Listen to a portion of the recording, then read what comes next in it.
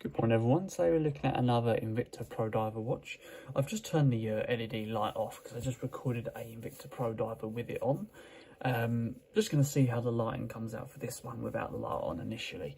So initial look at the box is we've got a yellow theme box with a sort of a simple folding lid, as you can see here. The typical yellow and black theme really the Invicta watches go for. Invicta embossed logo and Invicta embossed strapline on the side here. Nice light sort of weight, and you've got the rays coming out from the corner, almost like sun rays really.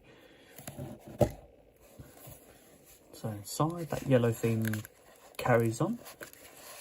Nice strong cushion, holds onto the watch quite nicely. Full sort of guarantee card as well inside there. Put that down a minute.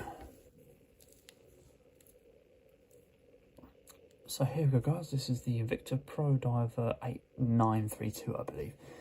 A 37mm case diameter with a 12mm case thickness. Retails at £60. You can get lots of different variations of this watch, hence why I'm not too sure on the sort of model number, because when you put in 8932 on the website for Invicta, you get 8 different variations, but they've all got the same name. But then on the back, when you look, they've got a different model code. It's just a bit confusing really. Yeah, so retails at £60, probably weighs around about 150, 120 odd grams, and uses a PC32A Japanese quartz movement.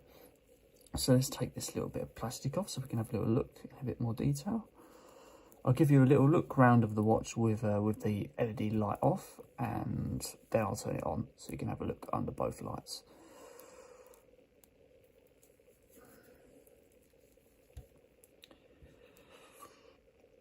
So we've got a plain black style dial with fully luminous hands, fully luminous increments, and a date dial at the 3 PM.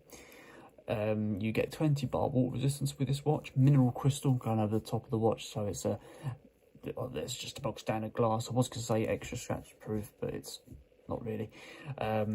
And the luminous material that I've got on the hands and the increments, etc., is tryptonite. So you've got different materials that you can use in the luminous part of the watch, but this one uses tryptonite. So here we go. Let's turn on the light and see how it looks under this.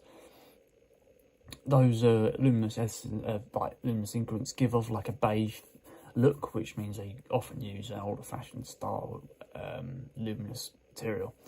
So coming to the bezel, got a unidirectional bezel, very, very strong, nice and thick. Nice thick movement to that there. The crown is a pop-out crown, not a screw-down crown. Got a nice amount of feedback. It's not as strong as some of the other models, which is weird because I thought they'd just be the industry standard for their brand. It's a nice bit of feedback there. It's the position on this one seems to be well defined, but when I looked at the other one, it wasn't. It was quite difficult to get out the first position, but this one's okay.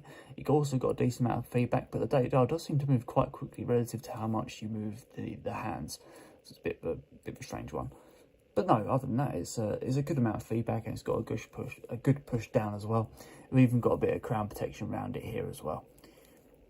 Coming out to speaking of the casing, in fact, we've got a full sort of polished stainless steel casing going all the way around here. Same sort of effect on the bezel. Around this side, you've got an Invicta engraved logo in the side here with consistent sort of polished stainless steel on the side. Coming down to the strap, you've got a 18mm style strap, Oyster Petrel style, with that sort of how the links look. They look a bit like Oyster Petrel straps. You've even got a similar sort of consistent theme in terms of the fact that it's got brushed out side part to the link and a polished centerpiece to the link. Coming down to the buckle and the clasp, you've got a double fold over clasp with a safety buckle as well, revealing a sort of, I guess you call it a brushed inside, is it brushed? Whatever it is, double fold over mechanism, sort of cheap material really. It's not one of the best ones, but often this is where the quality does fall down with watches like this. Plenty of room to adjust on the actual clasp. Got a decent safety buckle that holds the clasp in place quite well. Little tiny pins to adjust the actual strap rather than screws. Often this sort of strap does use screws, but this one seems to be pins, so you need a hammer and pin just to knock those out. So coming down to the back plate finally. So that was 8932. Yeah, so they got different sort of model numbers on the back here. Sometimes I have had to look at other ones before, and they've been under the 8932, but then when you look on the back, they've got a completely different model number. So here we go, guys. This is a view of the back plate. It's a screw down style case back.